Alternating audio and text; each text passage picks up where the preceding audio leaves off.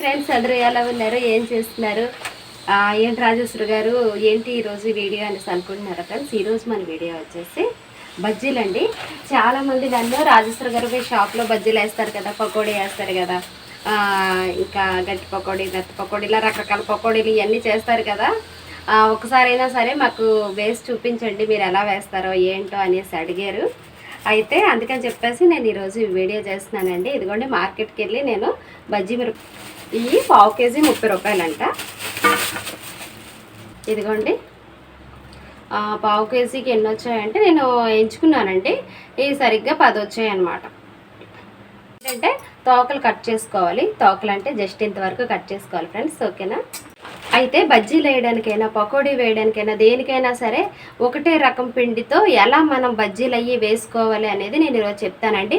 అంటే ఒకటే రకం పిండి అంటే రాజేశ్వరి గారు ఏంటి మీరు కొత్తగా చెప్తున్నారు, శనగపిండితోనే కదా వేస్తారు అని అనకండి ఫ్రెండ్స్. ఏంటంటే శనగపిండి ఒక్కదాంతో వేస్తే మనకి క్రిస్పీనెస్ రాదండి. మేమైతే షాప్లో ఇలాగే ఆడిస్తాము. ఇదిగోండి, నేనైతే కేజీ శనగపప్పుకి కేజీ రైస్ తీసుకున్నాను ఫ్రెండ్స్. మామూలుగా మనం కోటా రైస్ తీసుకోవచ్చు. తీసుకుని చక్కగా కడుక్కుని ఆరబెట్టుకుని మనం పిండి ఆడించేసుకోవాలి. ఆడించేసుకున్న తర్వాత ఇది ఏంటంటే మనకు బజ్జీకి కానీ, పకోడీకి కానీ, దేనికైనా సరే ఫ్రెండ్స్ ఇదైతే కరెక్ట్గా సెట్ అయిపోతుంది. ప్రస్తుతానికైతే అన్ని ఐటమ్స్ వేసి మీకు చూపిద్దాం అనుకుంటున్నాను, కానీ మనకు అంత టైం లేదు కాబట్టి మా వీడియో కూడా లాంగ్ అయిపోతుంది. కాబట్టి నేనైతే ఈరోజు బజ్జీ మాత్రమే వేసి చూపిస్తున్నాను, ఓకేనా? కలిపే పద్ధతి నేను చెప్తాను, ఒకసారి చూడండి. ముందుగా నేను కొంచెం పిండి తీసుకుంటున్నాను ఫ్రెండ్స్, ఎందుకంటే నేను మరపట్టించి ఇలాగే తీసుకొచ్చేసాను. అందుకే రుచికి సరిపడా సాల్ట్ వేస్తున్నాను. నాకేంటంటే వీడియో తీసేవాళ్ళు ఎవరూ లేరు. విడిగా పోయి నేను చేతితో పట్టుకుని చూపించడానికి కూడా నాకు అవ్వట్లేదు ఫ్రెండ్స్, ఓకేనా? ఇందులో అయితే నేను కొంచెం ఎల్లో కలర్ వేస్తున్నానండి. చూడండి ఒకసారి.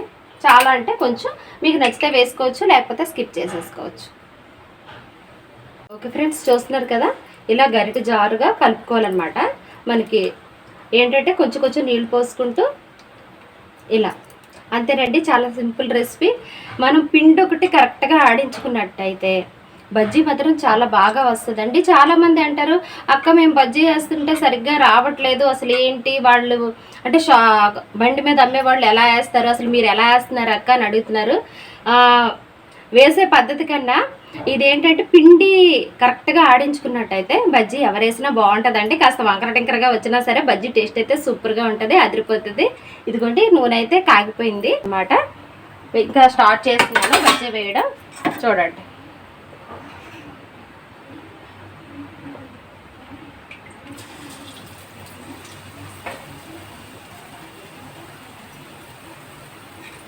ఒకసారి చూడండి. అంటే దగ్గరగా తీయడానికి ఎవరు మనకి తీయట్లేదు కాబట్టి ఇలా దూరంగా చూపిస్తున్నాను.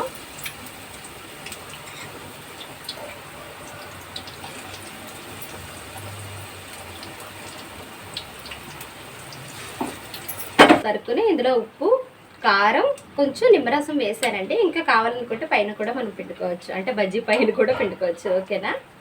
ఇదైతే రెడీ అయిపోయింది. బజ్జీలు కూడా వేగిపోయేలా ఉన్నాయి. 5 మినిట్స్లో అయితే మన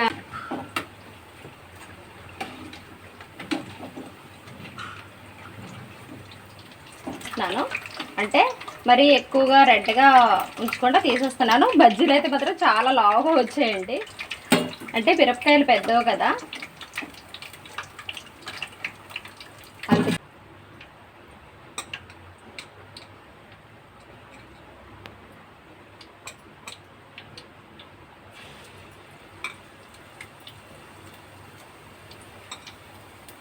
కదా ఫ్రెండ్స్, బజ్జీలు చూసి భయపడకండి, కాస్త పెద్దగా ఉన్నాయి బజ్జీలు. తర్వాత నేనైతే ఈ చాకుతో ఘాట్లు పెట్టానండి. మనం ఏంటంటే ఈ మధ్యలో ఈ ఉల్లిపాయలు, నిమ్మరసం, ఉప్పు, కారం పెట్టింది మనం ఇందులో ఫిలప్ చేసుకోవాలన్నమాట. ఒకసారి ట్రై చేసి చూడండి ఫ్రెండ్స్, చాలా అంటే చాలా టేస్ట్గా ఉంటాయి.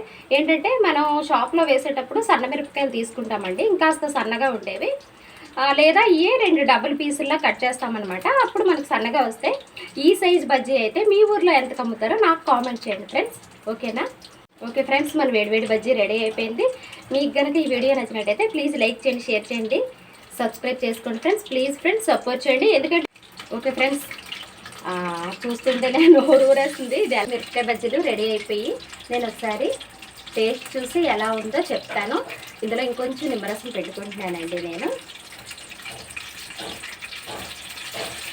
ఆల్రెడీ నేను ఉల్లిపాయలు ఇందులో పెట్టేస్తాను.